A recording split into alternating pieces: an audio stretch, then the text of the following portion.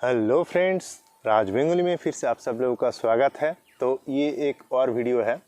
तो ये वीडियो है दोस्तों बाइक की इंजन ऑयल के बारे में। तो हमारे इंजन पे तो हम लोग इंजन ऑयल डाल देते हैं। तो अगर इंजन ऑयल को हम ज़्यादा डालें तो उससे बाइक पे क्या तकलीफ़ या प्रॉब्लम हो सकता है, या फिर हम इंजन ऑयल कम डालें इंजन की जो रिक्वायरमेंट है उसके हिसाब से, तो उस समय बाइक की क्या प्रॉब्लम हो सकता है। तो दोस्तों ये वीडियो बहुत ही छोटा है, इन्फॉर्मेटिव है। तो जो जो असल पॉइंट है, मेन पॉइंट को मैं यहाँ पे जो है डिस्कस करूँगा। तो बाइक की जो इंजन ऑयल है वहाँ पे अगर हम इंजन ऑयल ज़्यादा डाल दें तो इसके बारे में पहले बात कर लेता हूँ। तो उस समय ये होगा दोस्तों, अगर जितनी ज़रूरत है उससे ज़्यादा अगर आप दे दोगे तो इंजन की अंदर जो पिस्टन है, क्रैंकशाफ्ट है और जितने भी ये जो गियर्स है ये सब जब मूव करते हैं तो उनको मूव करने में बहुत ही ज़्यादा तकलीफ़ होगा। तो इसकी वजह से बाइक की जो इंजन है वो ठीक तरीके से मूवमेंट नहीं कर पाएगा, पिस्टन सही तरीके से अप एंड डाउन नहीं कर पाएगा। तो इस समय ऐसा होगा, अगर आप बहुत ज़्यादा तेज़ बाइक को चलाते हो तो उस समय बाइक की जो इंजन है वो ठीक तरीके से मूवमेंट ना करने की वजह से आपकी बाइक की इंजन पे बहुत ही ज़्यादा वाइब्रेशन होगा। तो आप ये भी कह सकते हो कि बाइक पे मेरे अचानक से इतने ज़्यादा वाइब्रेशन क्यों हो रहा है दोस्तों। और जब आप हाई स्पीड पे बाइक को चला रहे हो तो उस समय ये और ज़्यादा प्रॉब्लम क्रिएट करेगा और बाइक बहुत ही ज़्यादा वाइब्रेट करेगा। तो ज़्यादा इंजन ऑयल डालने से ये होगा कि आपकी इंजन बहुत ही ज़्यादा वाइब्रेशन करेगा। और दोस्तों अब आ जाते हैं कि इंजन ऑयल को अगर हम कम डालते हैं तो उस समय क्या होगा।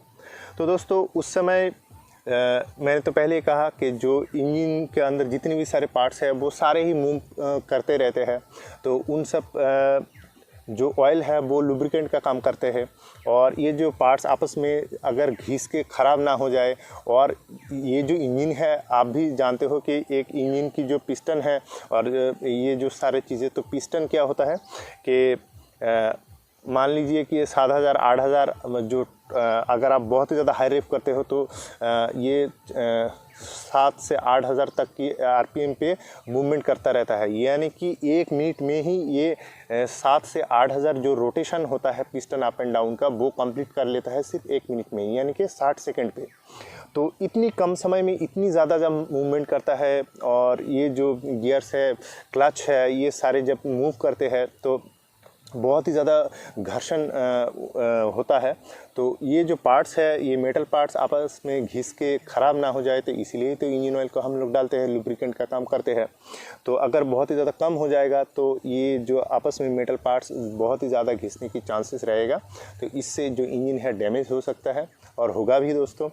तो उस समय पे भी जो आपकी इंजन है वो स्मूथ नहीं चलेगा और इंजन से ज़्यादा आवाज़ आएगा। इंजन की जो पार्ट्स है वो घिस के बहुत ही जल्दी इंजन ख़राब हो जाएगा दोस्तों। तो यही बात है। तो इसीलिए इंजन ऑयल बहुत कम भी नहीं डालना चाहिए और बहुत ज़्यादा भी नहीं।